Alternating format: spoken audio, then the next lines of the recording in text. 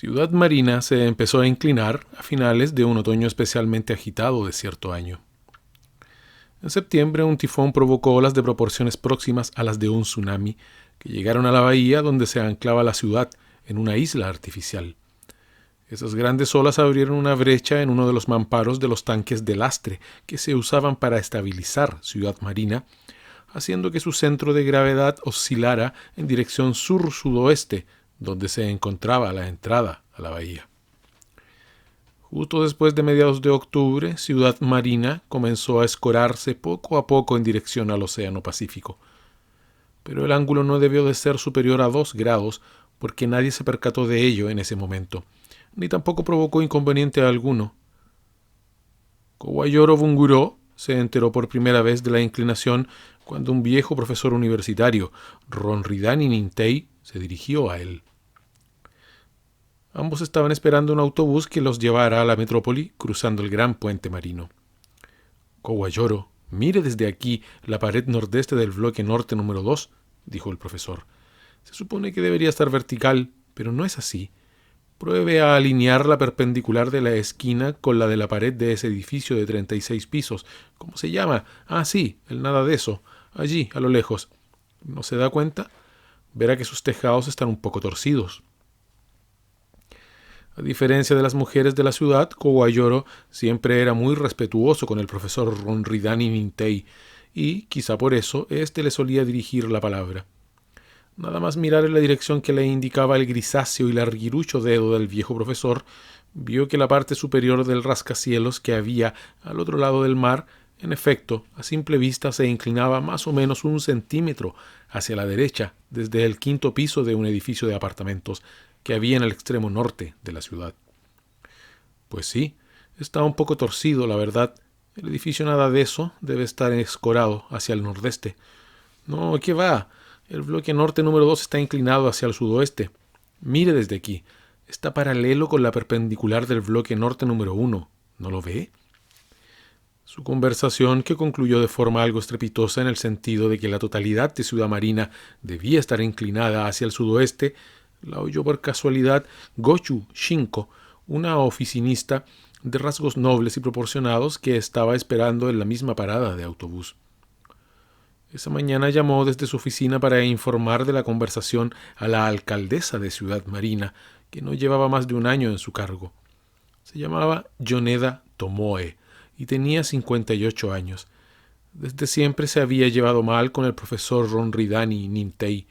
Fue ella quien se empeñó en crear una ciudad marina, y su empeño hizo que fuera elegida primera alcaldesa de la urbe. Adoraba Ciudad Marina hasta un grado casi enfermizo. Yoneda Tomoe recibió la llamada de Goshu Shinko en su oficina privada. Nunca sintió nada especial por Kowayoro Bunguró, aunque sabía que era un asalariado porque conocía a su esposa, Shoko, que era empleada del ayuntamiento. No obstante, reaccionó bastante airada cuando escuchó el nombre del profesor Ronridani Nintei. La alcaldesa ordenó a Sakamaki Ito, el comisario de policía, que investigara al profesor, aduciendo que su observación era un acto incivil destinado a propagar rumores maliciosos en un intento de provocar ansiedad entre la ciudadanía.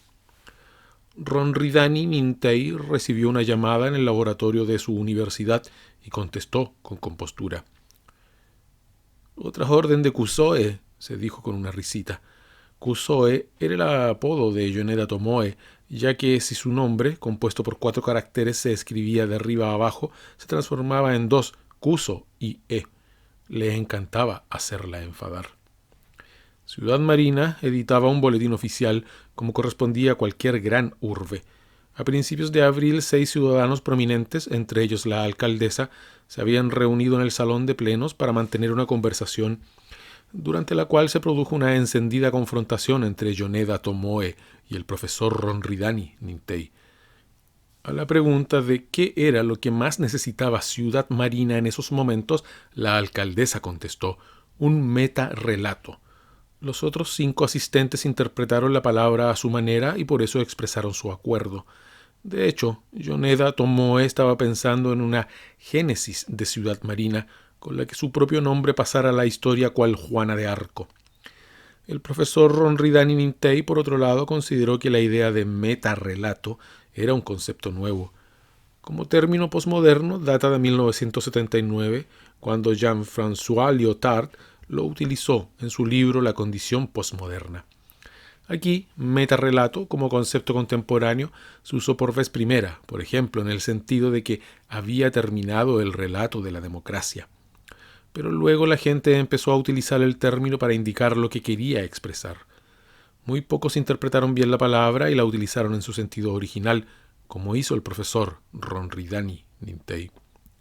Por eso se podía decir que Yoneda Tomoe y el profesor Ronridani Nintei tenían conceptos antagónicos en su interpretación de la palabra metarrelato, y por eso era inevitable que discreparan. ¿Y quién escribirá ese metarrelato, alcaldesa? Todos nosotros, por supuesto. ¿A quién se refiere con nosotros? Alguien debe crear una ideología para el metarrelato, ¿no le parece? Un metarrelato no es una ideología. ¿O es que usted quiere negar nuestros principios democráticos? Así, pues, no tiene intención de crear un metarrelato que sustituya a la democracia. Mi intención es crear un metarrelato. ¿Pero de qué está hablando? ¿De qué está hablando usted? El profesor Ronridani Nintei, furioso por la falta total de comprensión de la alcaldesa, no pudo aguantar más. Vaya, me temo que es verdad. Las mujeres, por naturaleza, son inferiores al hombre en todos los sentidos. Le puedo detener por lo que acaba de decir, le replicó la alcaldesa. Las mujeres responden a la violencia física de los hombres con la del lenguaje. En ocasiones, la violencia verbal de las mujeres desencadena la violencia física de los hombres. Por consiguiente, también habría que castigar la violencia verbal. Fue un hombre el que dijo eso, pero ahora la violencia verbal de los hombres es un delito penal, mientras que la de las mujeres no lo es. Fui yo la que propuso esta ley y la llevó adelante. Usted lo sabe perfectamente. Sí, lo sé, pero no fui yo quien dijo lo que he dicho. Fue Schopenhauer. ¿Schopet qué? Pues que lo traigan aquí. ¿Dónde hay alguien con un nombre tan ridículo? Murió hace 160 o 170 años, contestó el profesor. Yoneda Tomoe se quedó sin palabras. Como después le comentó a su subordinada Kogayoro Shoko, se quedó asombrada por momentos al pensar que, si conocía a alguien que había muerto hacía 160 o 170 años, el profesor Ronridani Nintei debía tener más de 200. En la reunión se encontraban también el empresario Tsukemoto Toshitari, la poetisa Mata Futsukayoi y el escritor Senbu Tosaku. La mesa redonda llegó a una conclusión gracias en parte a su mediación.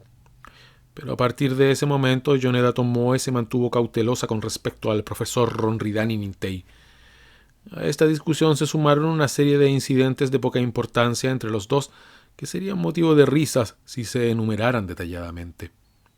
Por ejemplo, un incidente sobre la evaluación del impuesto municipal, una pelea en el restaurante francés Le Chateau que tuvo que ser resuelta por un camarero, una ocasión en que el profesor incitó a unos estudiantes a tirar fuegos artificiales y pronunciar palabras amenazantes ante la residencia oficial de la alcaldesa, etcétera, etcétera. Ese mismo día por la noche, al llegar a casa, una vez acabado el trabajo, Kogayoro Bunguro se sorprendió al ver que su esposa Shoko había llegado antes que él. Inmediatamente empezó a increparle. «Has sido tú el que ha difundido el rumor de que Ciudad Marina se estaba inclinando, ¿no?» «No es un rumor, es verdad». Y entonces utilizó sus abundantes recursos lingüísticos, gestuales y todo tipo de signos para explicarle a su mujer la conversación con el profesor Ronridani Nintei esa mañana en la parada del autobús, además de sus diversas observaciones y conclusiones. «Mira, lo puedes ver desde aquí. Todos los bloques de esa urbanización están torcidos, a excepción del edificio nada de eso». Aquel atardecer, Shoko no se molestó en mirar a la metrópoli hacia donde señalaba Bunguró desde la ventana del piso 11. Lo que sí hizo fue espetarle. «¿Pero qué tonto llegas a ser? ¿Tú crees?» Bunguró puso los ojos como platos, clavando la mirada en su esposa, que permanecía en camisón con los brazos cruzados. «¿No pensaste que quizá fuera el edificio nada de eso el que estaba inclinado en dirección nordeste? Por eso digo que eres tonto». En realidad, eso fue lo que pensé al principio. Te has tragado por completo lo que te ha dicho ese viejo. ¿Cuántas veces tengo que decirte que no hables con tontos como él? Bunguró fue levemente alcanzado en la cabeza por un abrebotellas en forma de pata de canguro que había sobre la mesa. Calculó el nivel de dolor en 3,6 quiltagos. «Soy tonto. Sí, lo soy», dijo con total abatimiento. «Sí, eres tonto. Ven aquí». Goshu Shinko llegó a casa más o menos al mismo tiempo. Al darse cuenta de que el ángulo de su grabado de Chagall, colgado de la pared, estaba inclinado, tocó el marco con una precisión que explicaba de sobra por qué seguía soltera. A pesar de percatarse de que era ya el tercer día que había corregido el ángulo, no logró relacionar este hecho con la conversación que había denunciado esa misma mañana. Al día siguiente, el profesor Ronridani Nintei se dirigió a la comisaría de policía con unos planos en los que se mostraba la inclinación de Ciudad Marina y que había ordenado dibujar la tarde anterior a un estudiante del departamento de ingeniería. Se los entregó a un detective vociferando: «Este es un asunto grave, así que usted no me sirve. Llame al comisario de policía». Cuando por fin apareció el comisario, le enseñó los dibujos y le explicó que la inclinación de Ciudad Marina no era ni un falso rumor ni un malicioso cotilleo, sino que era un hecho. «¿Y cuál cree que es la causa de la inclinación?», preguntó Sakamaki Ito, como buscando consejo, incapaz de contradecir la prueba que el profesor le había presentado. «El tifón de septiembre y el hecho de que el lastre esté excesivamente inestable». Al decir excesivamente inestable, lo que quería decir es que estaba hecho de bolas de pachinko. «¿Pero qué me dice de los mamparos? Uno de ellos tiene un boquete, y es posible que los otros se abran también en el futuro por una reacción en cadena». «¿Quiere decir que la inclinación podría empeorar?». «Eso es. Me alegra que lo haya pillado tan rápido», sonrió irónicamente el profesor Ronridani Nintei. «Menos mal que el comisario de policía no es una mujer». Sakamaki Ito pensó que podía proceder según su criterio y encargar a la universidad que hiciera un estudio minucioso para la policía.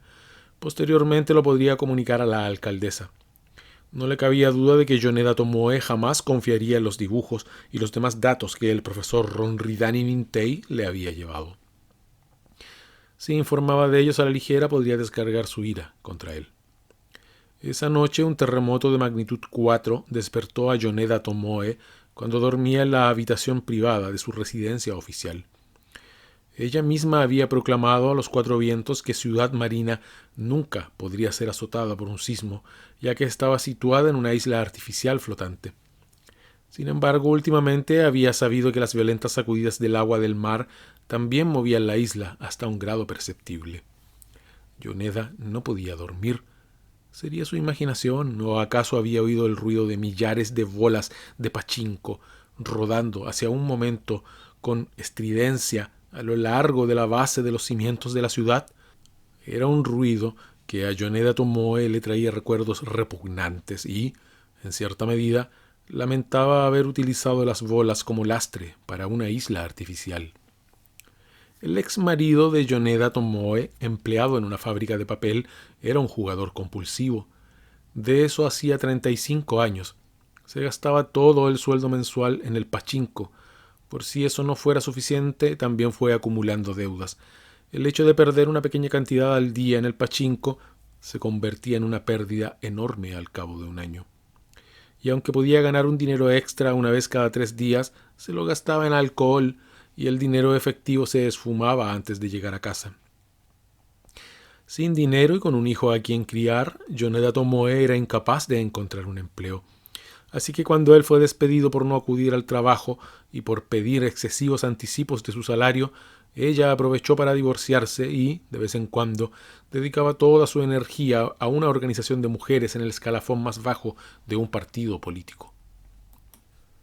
Debido al tsunami más que al propio terremoto, a la mañana siguiente Ciudad Marina se estaba inclinando más de 3 grados en dirección sur-suroeste.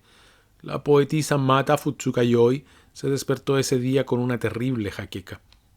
Al principio pensó que debía ser causa de la resaca, pero a la hora del almuerzo todavía no se le había pasado y por la tarde decidió ir a la cercana clínica, la Ponzoñosa.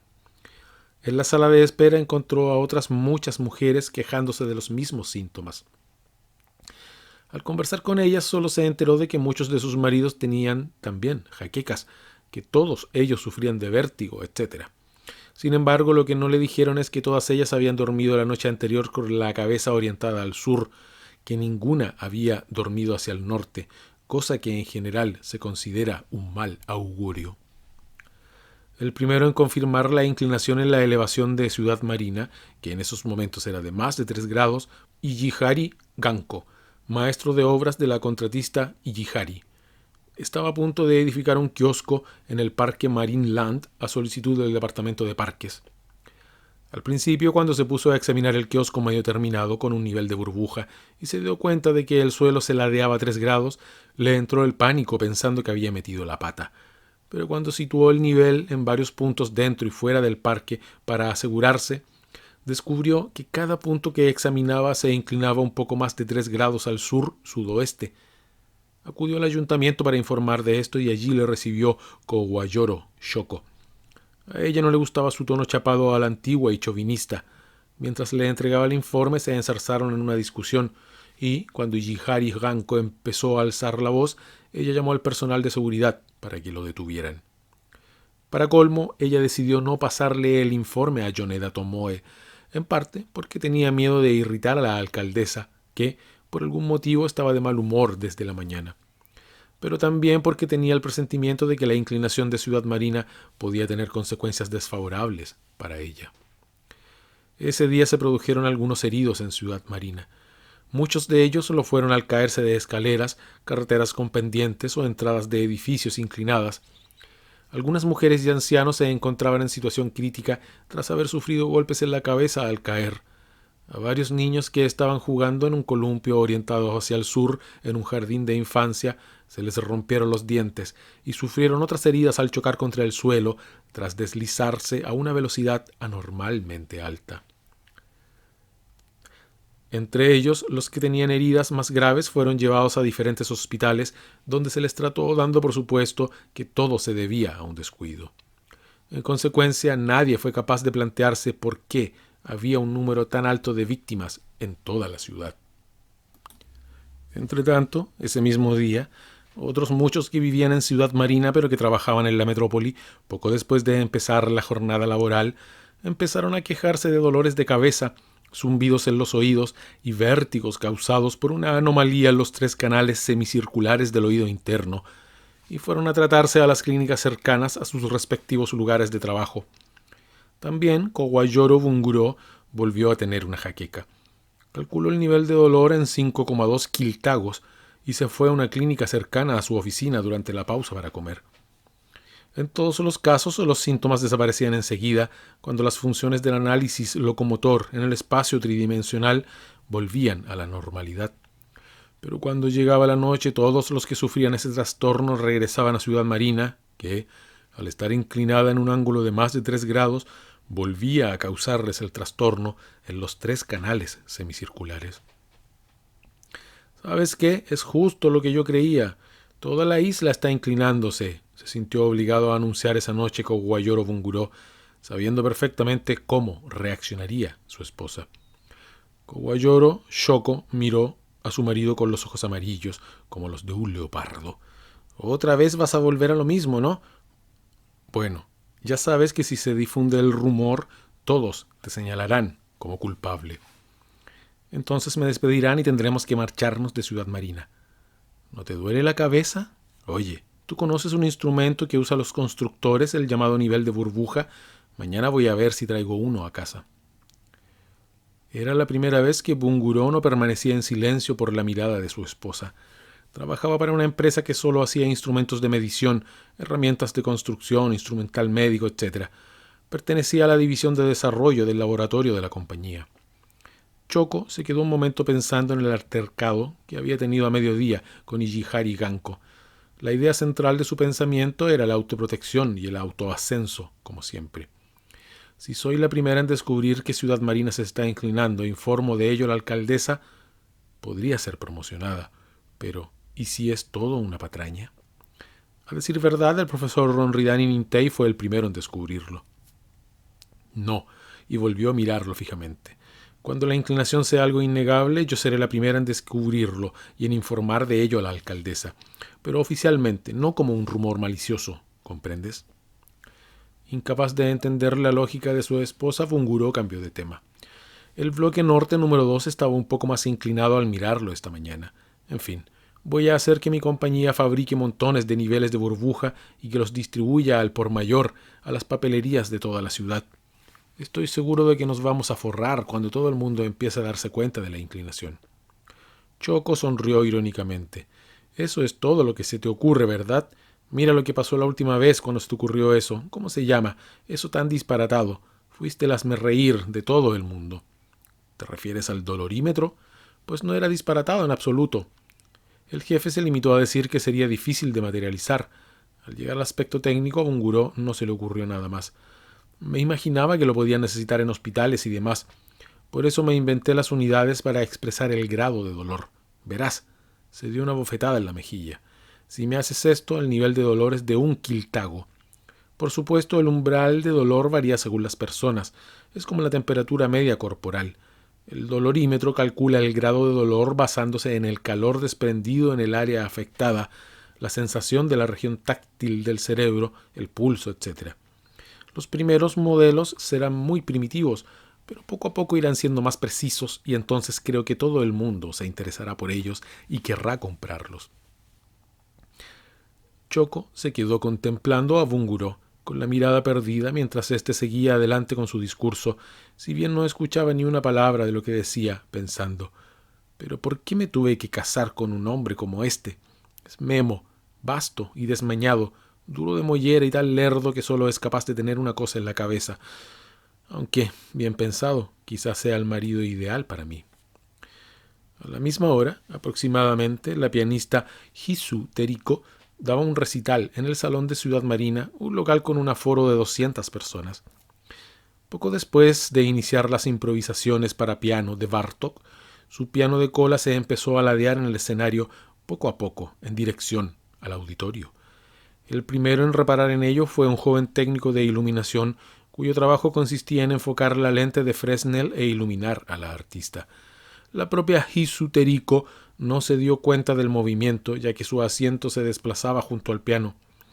Y lo peor de todo era que, puesto que el objetivo de una lente de Fresnel consiste en suavizar los bordes de la luz, cuando el técnico se dio cuenta de lo que estaba sucediendo, la pata derecha del piano se encontraba a tan solo unos centímetros del borde del escenario.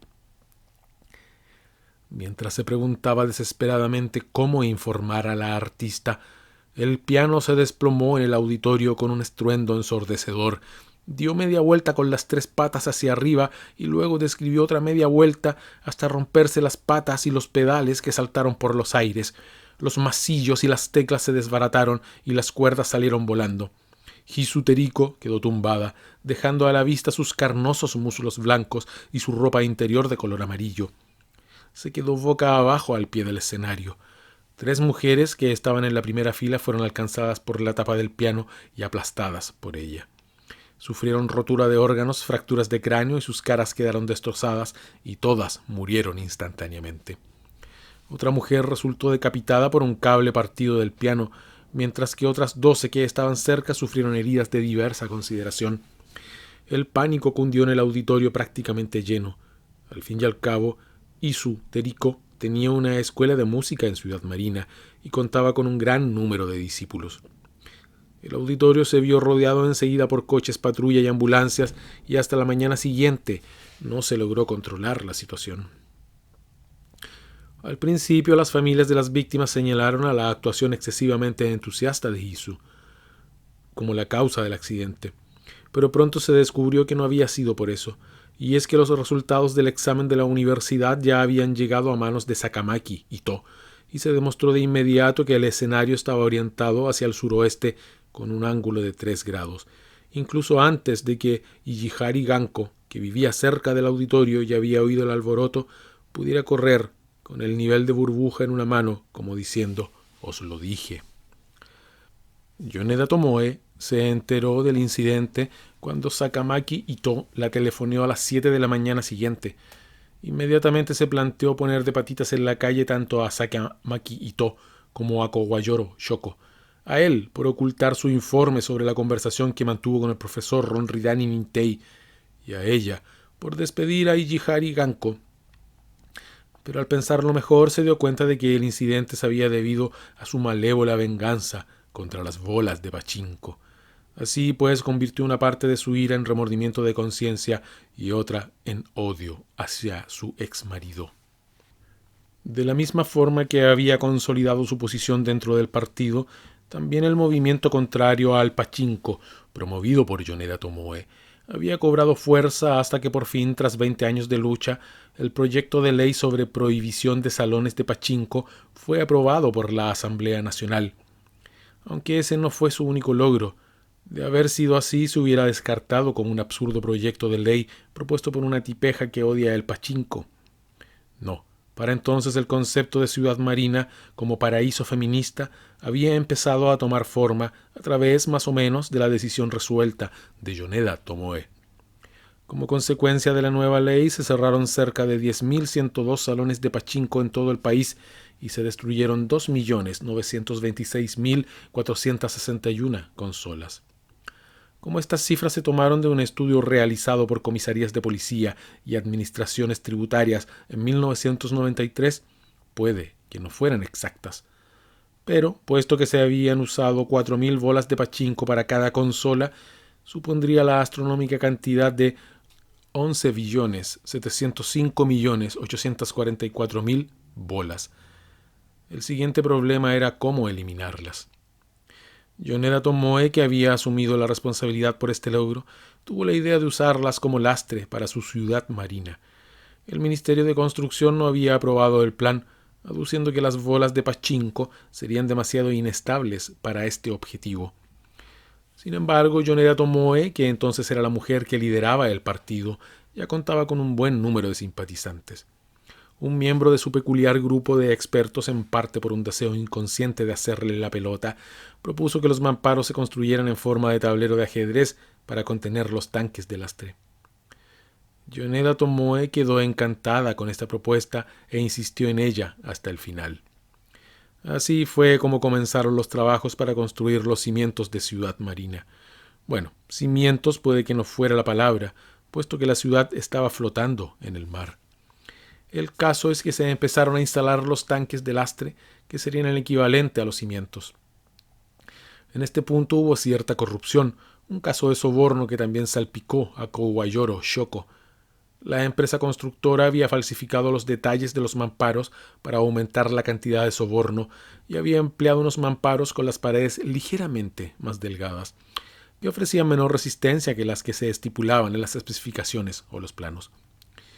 Como para entonces estaba claro que la inclinación de Ciudad Marina se debía a cierta anomalía en los tanques de lastre, la tarde después del incidente del piano se envió a 3 inspectores para que examinaran las alcantarillas de la ciudad a través de un registro. Desde allí descendieron aún más por una abertura utilizada para los trabajos de reparación hasta los tanques de lastre que estaban en el fondo de Ciudad Marina. Los inspectores caminaron por la parte superior de los mamparos que dividían los bloques en su formación de tablero de ajedrez, cada uno de los cuales contenía un peso fijo de bolas de pachinko, y por fin encontraron los daños. En una de las paredes de los mamparos se había abierto un agujero y las bolas de pachinko que debían estar en el bloque del noreste habían pasado todas al del suroeste, alterando el equilibrio general. Teniendo en cuenta la inclinación de Ciudad Marina, parecía improbable que fuera este el único punto con desperfectos. Aún así, los inspectores descendieron por la pared del mamparo, sirviéndose de una escala de cuerda, hasta llegar al fondo del bloque, que había a 3 metros, y empezaron a examinar el estado de los daños. Para colmo de males, unos 20 minutos después de que empezara el examen se produjo otro terremoto. Las numerosas bolas de pachinko volvieron al bloque nororiental y atraparon a uno de los inspectores antes de regresar al bloque suroeste. El inspector abrió un boquete en otro mamparo, a través del cual salieron las bolas hasta el siguiente bloque del lado suroeste. Incapaces de rescatar a su colega debido al lógico peligro, los otros 2 inspectores se apresuraron a salir a la superficie, donde pidieron ayuda a la policía y a los bomberos. Se armó un gran alboroto. Se movilizó a casi todos los efectivos de policía y bomberos, e incluso Sakamaki Ito tuvo que pedir ayuda a la metrópoli, porque en Ciudad Marina no había suficientes dotaciones. El inspector atrapado fue rescatado, pero se hallaba en situación crítica y tenía contusiones por todo el cuerpo. Una réplica sísmica durante la operación de rescate provocó nuevos daños a los mamparos, hiriendo de gravedad a 2 de los rescatadores y levemente a 3 más. Otro murió de asfixia cuando sus bronquios se le llenaron de bolas de pachinko. Hasta la mañana del día siguiente, cuando Kowayoro Shoko, al conocer el alboroto por una nota de las oficinas de la ciudad, pero sin pensar por un momento que ese mismo día se iniciaría una investigación sobre la corrupción, estaba a punto de regañar a su marido por no habérsele ocurrido un día antes la idea del nivel de burbuja. No se descubrió que había más de 100 boquetes en las paredes de los mamparos y que éstas eran más endebles que las especificadas en los planos. Para entonces, el ángulo de inclinación de la ciudad era ya de 4 grados. Quizás a partir de este momento el lector desee equiparse con un transportador. Con un ángulo de 4 grados el peligro es inminente y, de hecho, es cuando empezaron los accidentes graves por toda la ciudad. Las carreteras de Ciudad Marina eran en su mayoría de hormigón y estaban dispuestas horizontalmente. Esa mañana Senbu Tosaku salió a dar una vuelta y, como de costumbre, vio a un chico que iba al colegio en su monopatín. Tosaku todavía no se había dado cuenta de la inclinación y, asombrado por la inusual velocidad a la que el muchacho se desplazaba, le gritó espontáneamente: tú! ¡Frena! ¡Que te la vas a pegar! El chico se lo quedó mirando y gritó con voz lastimera: ¡Es que no puedo! Tosaku cerró los ojos. Un camión de gran tonelaje se le acercó en dirección opuesta. Cuando volvió a mirar, pudo ver cómo el muchacho desaparecía bajo el camión, aún agachado en el monopatín. Menos mal que era un vehículo alto, pensó Tosaku, aliviado, antes de volverse para mirar de nuevo.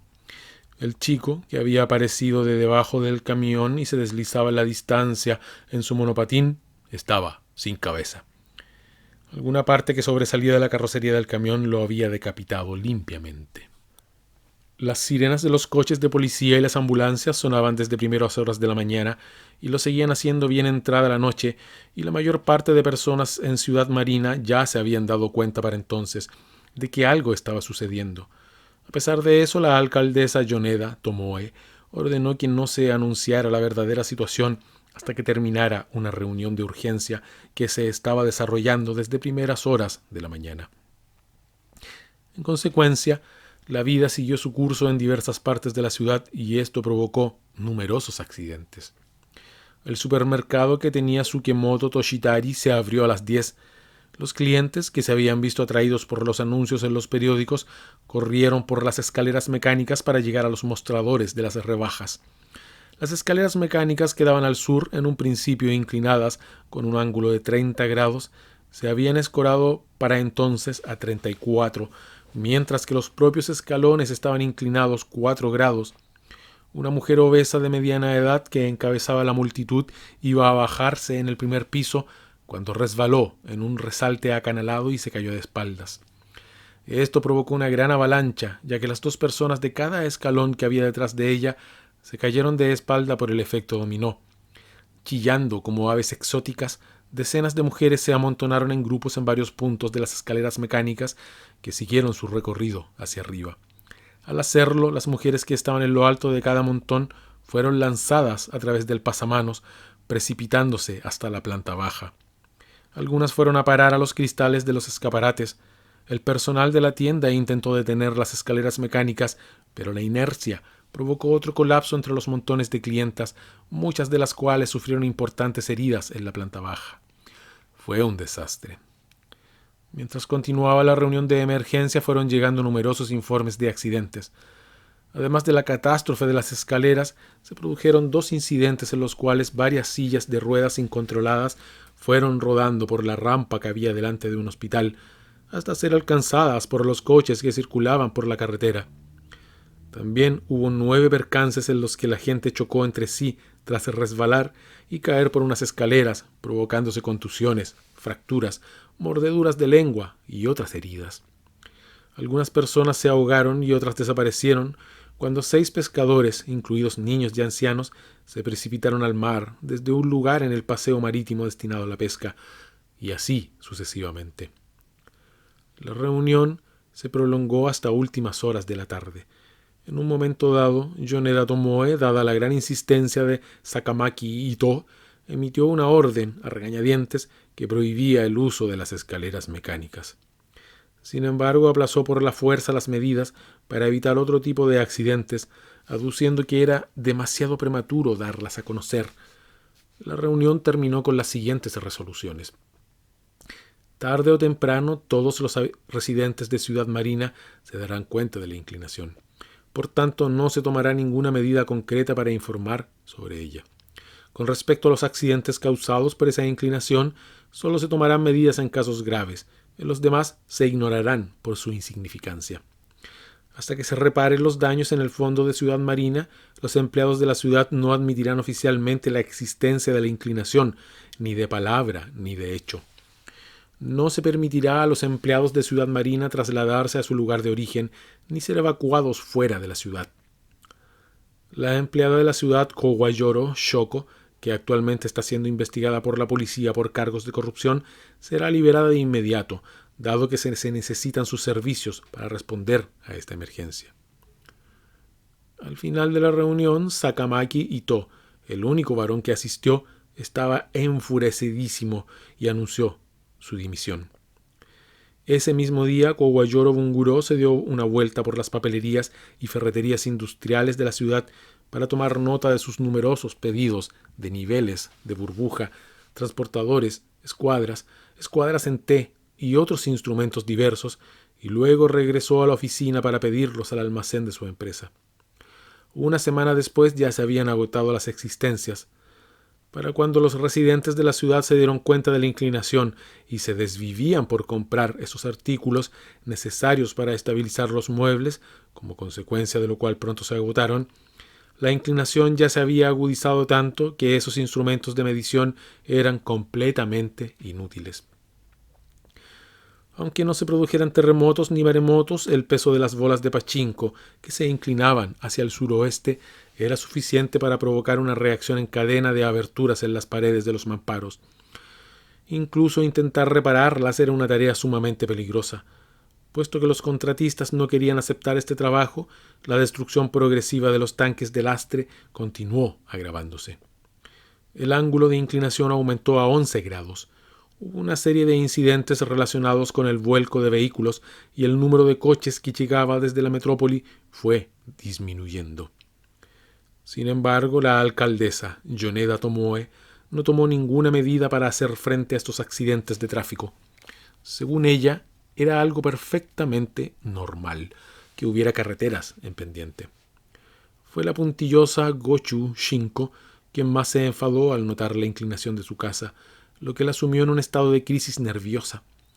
Aunque en realidad no era empleada de la ciudad, sí pertenecía al grupo de mujeres y se había comprometido a ofrecerle fidelidad a Yoneda Tomoe como miembro externo de su grupo de expertos. Por eso, ni siquiera se planteaba abandonar Ciudad Marina. Sujetó todos sus muebles como una posesa, corrigió los marcos de sus cuadros y los puso en un ángulo que coincidiera con la inclinación total del apartamento. Luego empezó a caminar con el cuerpo inclinado a un ángulo preciso de 11 grados, hacia el suroeste o, para ser más exactos, al sur-suroeste, cuarta al oeste, para mantenerse perpendicular al suelo. Lo mismo hacía cuando estaba quieta. De este modo, Gochu Shinko pudo demostrar que Ciudad Marina no estaba inclinada, ya que ella seguía estando perpendicular al suelo, lo cual también le permitió manifestar su lealtad hacia Yoneda Tomoe. Y no solo eso, sino que incluso mantenía su inclinación de 11 grados al suroeste cuando se desplazaba cada día a la metrópoli para trabajar. Así, pues, pudo sostener que no era Ciudad Marina la que estaba inclinada, sino el resto del mundo. Pronto hubo otros trabajadores de la metrópoli que empezaron a copiar a Gochu Shinko e intentaron encontrar el equilibrio espiritual en la inclinación del cuerpo. En consecuencia, podía verse a mucha gente en la ciudad caminando con el cuerpo a 11 grados al suroeste. Y esto no solo los hacía reconocibles como residentes de Ciudad Marina, sino que la dirección en que se escoraban era también una ayuda útil para conocer el azimut. A primeras horas del domingo, el día en que la inclinación pasó de 11 a 12 grados, el profesor Ronridan Nintei se preparó para mudarse de la ciudad. No tenía muchos libros en su casa y sus muebles cabían en un solo camión grande de mudanzas. Estaba a punto de terminar de cargar los muebles con ayuda de 2 transportistas y 2 de sus estudiantes cuando fueron localizados y rodeados por algunas amas de casa que se acababan de levantar. La mayoría de ellas eran simpatizantes de la alcaldesa y ya habían intentado varios trucos para evitar que la gente escapara. Ahora bien, esta vez su adversario era el profesor Ronridan Nintei. Sabían que toda su persuasión sería vana, que se volverían las tornas y empezaría a darles un discurso y que finalmente terminarían deseando que se fuera, de modo que lo único que hicieron al principio fue rodear el camión de lejos y soltar improperios. «Así que te fugas, ¿eh? Cobarde. Y tú te consideras un hombre. Estás asustado por una pequeña inclinación, ¿eh?» Pero el profesor Ronridan Nintei no sería el profesor Ronridan Nintei si no tuviera algo que decir en ese momento. «Señoras», gritó en voz alta, «será mejor que ustedes también se vayan rápidamente. Los edificios de por allí empezarán a derrumbarse pronto. Al fin y al cabo es evidente que no están bien construidos, dada la corrupción y los sobornos que ha habido». Una mujer salió de entre las amas de casa, dio un paso adelante, se detuvo ante el profesor y le dio un sonoro tortazo. Era Goshu Shinko. El ruido de la bofetada resonó en el aire fresco de la mañana. «Pero, ¿qué le ha hecho al profesor?», gritó uno de los estudiantes, lleno de brío juvenil. Fue directo hacia Goshu Shinko y la tiró al suelo de un puñetazo. Se armó un gran revuelo. La casa estaba en medio de una urbanización, y solo una mirada desde los balcones de los pisos superiores bastó a los demás residentes para saber lo que estaba sucediendo. Las amas de casa fueron saliendo como un enjambre desde todas las direcciones. El profesor dio un salto hasta la caja del camión. «¡Rápido! ¡Subid, subid!», les gritó a los estudiantes que estaban peleándose con las mujeres por unos bultos que todavía nos habían cargado. «Eso no hace falta. Subid rápido. Si nos coge la policía nos ejecutarán a todos. ¡Maldita sea! ¡En marcha!». Los transportistas, asustados por la posibilidad de ser ejecutados, arrancaron el camión y salieron disparados y muertos de miedo. Los estudiantes intentaron aplacar a las mujeres y saltaron a la plataforma justo a tiempo. Las amas de casa, al ser mujeres, depusieron su persecución al camión en su intento de evitar que se fuera. Y así fue como el profesor Ronridan Nintei logró escapar de Ciudad Marina. Al día siguiente, la poetisa Mata Futsukayoi se despertó a las 6 de la mañana, aún con resaca, y se dispuso a tomar agua del grifo. «¡Pfah!», exclamó mientras la escupía. Era agua de mar. Las tuberías de agua de tierra firme habían reventado.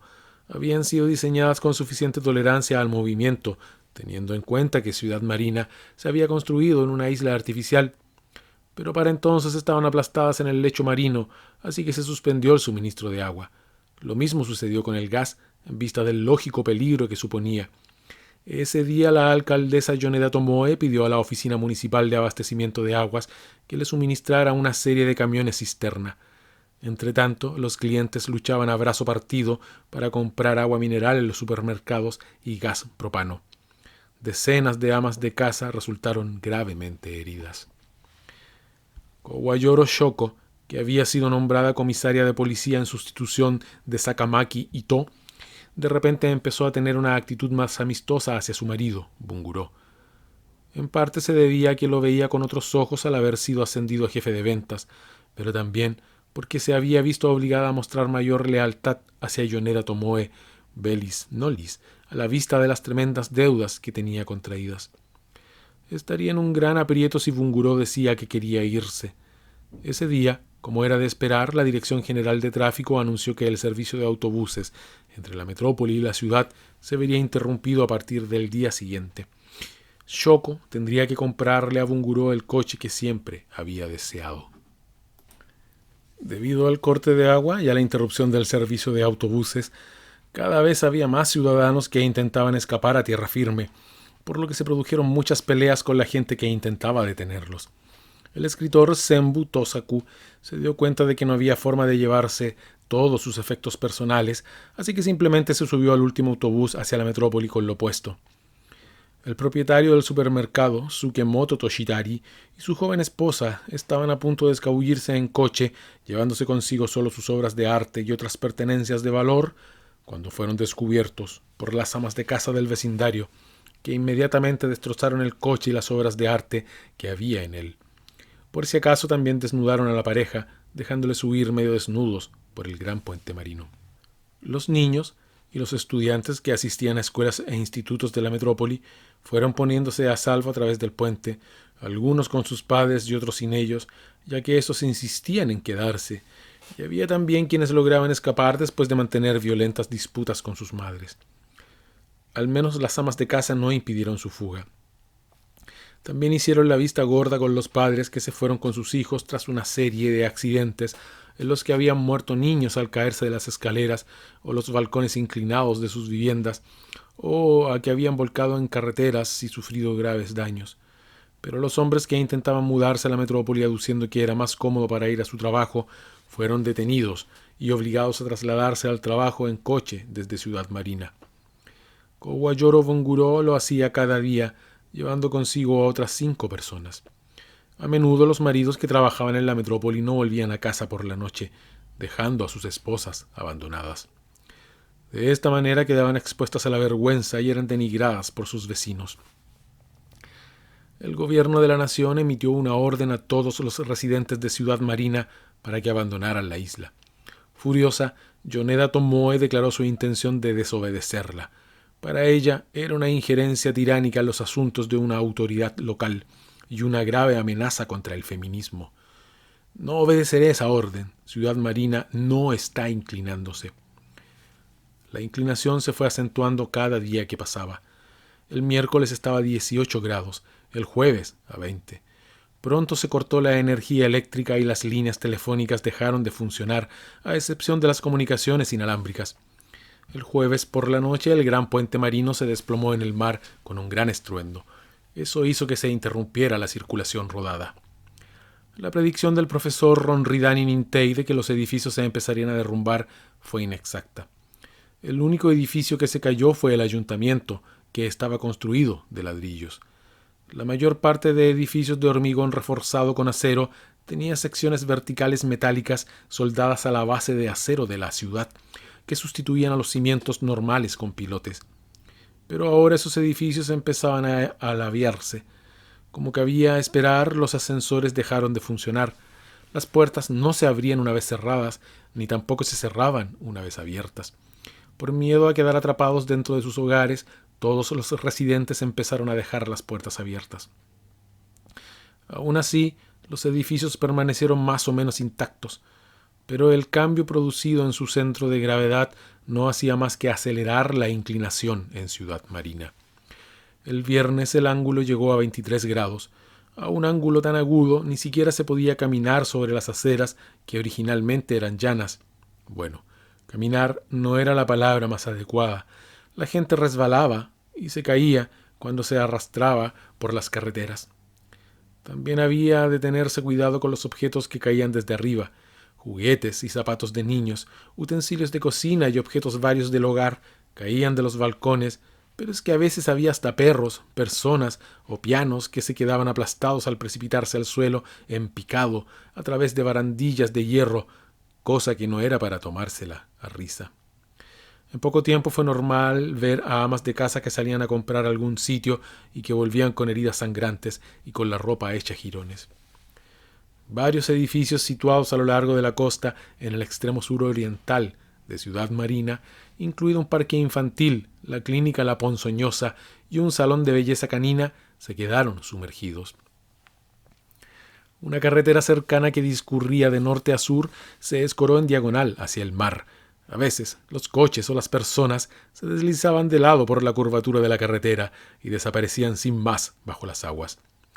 Por este motivo, los barcos guardacostas empezaron a patrullar la zona de manera constante.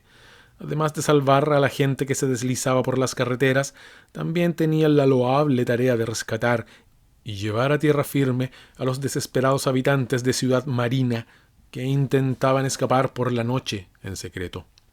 Los helicópteros sobrevolaban la ciudad durante el día instando a los residentes a abandonarla, y les decían dónde estaban esperando los guardacostas. Maldita sea. Al menos se podía haber caído mientras estaba en el trabajo, así no hubiera tenido que volver a casa.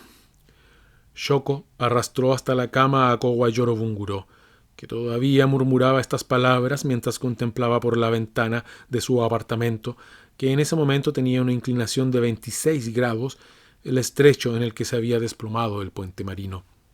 Era un sábado por la mañana. ¿De qué te quejas? He dicho que vengas aquí ahora mismo, pero es que últimamente lo hacemos todas las mañanas. ¿Y qué? ¿Aquí no tienes nada mejor que hacer?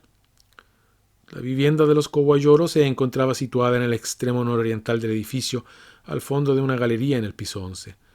Cuando la pareja estaba en pleno éxtasis, los clavos que sujetaban al suelo las patas de su cama se aflojaron, haciendo que el lecho se deslizara por la habitación con una fuerza considerable. Pasó por el comedor y salió por la puerta delantera, que habían dejado abierta, hasta la galería, donde chocó contra una mujer y la lanzó por la bandarilla antes de colisionar por fin con otra barandilla de hierro que había en el extremo sur-occidental. La cama se detuvo, pero con el impulso, Bunguró y Shoko, que todavía estaban en su abrazo coital, salieron volando por los aires completamente desnudos. Goshu Shinko, que ya no podía volver a su trabajo, fue nombrada nueva comisaria de policía en sustitución de la difunta Kowayoro Shoko. Era un cargo que le iba como anillo al dedo. Dado que los únicos efectivos policiales que quedaban eran 2 administrativas, se puso el uniforme, corrigió el ángulo de inclinación de su cuerpo hasta llegar a los 26 grados al sur-suroeste y recorrió Ciudad Marina investigando incidentes y accidentes como si la gravedad no fuera un problema para ella. Si descubría a alguien intentando abandonar la ciudad, se sacaba la pistola y le disparaba. Estaba de guardia incluso de noche, cuando se veía envuelta en tiroteos espectaculares con los guardacostas al intentar evitar que se llevaran a los fugitivos a tierra firme. Con todo esto, los que se quedaron en la isla perdieron su único medio de escapar. Entretanto, la poetisa Mata Futsukayoi aumentó su dosis de alcohol. En cualquier caso, la bebida le hacía más efecto ahora que vivía en un mundo inclinado. Se encontraba en un estado de permanente embriaguez. Un día salió en busca de alcohol y empezó a bajar las escaleras que daban al suroeste de su edificio de apartamentos. Normalmente estaban inclinadas 42 grados, pero el ángulo en esos momentos superaba los 70 grados. Cayó de inmediato, besó el asfalto de la carretera, rebotó 2 veces en la superficie y luego empezó a deslizarse por la calzada. Vestida con kimono, siguió deslizándose en un estado totalmente indecoroso y luego, tras hundirse 6 metros bajo el mar junto con la carretera, apareció flotando suavemente en la superficie. La tripulación de un barco turístico de recreo con 56 pasajeros a bordo, que deseaban ansiosamente contemplar por sí mismos la inclinación de Ciudad Marina, le lanzó un chaleco salvavidas desde una distancia prudencial en un intento por rescatarla. No había hecho más que ser izada a la cubierta cuando empezó a importunar a los espectadores pidiéndoles alcohol. Todos se quedaron perplejos al comprobar la resistencia de su corazón. En un instante la inclinación había llegado a 40 grados. Pronto la gente no supo si subía las escaleras o las bajaba. Quienes resbalaban por la calle, más que resbalar, lo que en realidad hacían era caerse por la calle. Para entonces los únicos que permanecían en Ciudad Marina eran la alcaldesa Yoneda Tomoe, la comisaria de policía Goshu Shinko y otras 13 mujeres. El único varón era el maestro de obras Yihari Ganko. Decidido a presenciar el fin de Ciudad Marina, había hecho que su mujer y sus hijos partieran hacia tierra firme, mientras él disfrutaba viendo cómo la ciudad se iba sumergiendo poco a poco bajo las aguas. Diseñó una pasarela de cuerda que le permitía avanzar lentamente hacia adelante y hacia atrás, a lo largo de la calle, desde su vivienda hasta el supermercado, donde para entonces se podía coger cualquier cosa gratis. También habilitó puntos de apoyo para pies y manos en diversos puntos de la calle para evitar resbalar. Incluso hizo algunos a instancias de las mujeres que quedaban.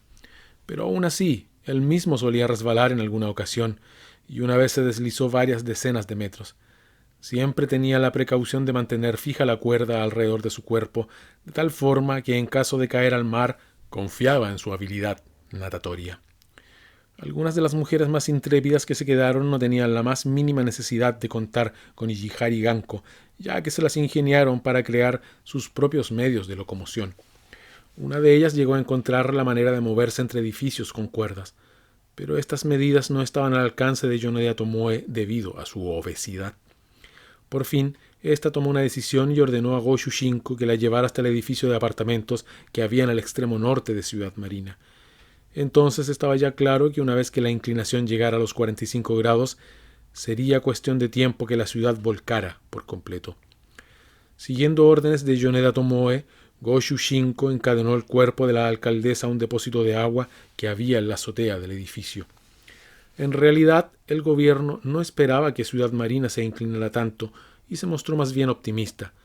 La hipótesis era que, una vez que la sección sur-suroeste de Ciudad Marina, que estaba sumergida, llegara al fondo de la bahía, que debería tener solo 60 metros de profundidad en su parte más honda, la inclinación se detendría de forma natural.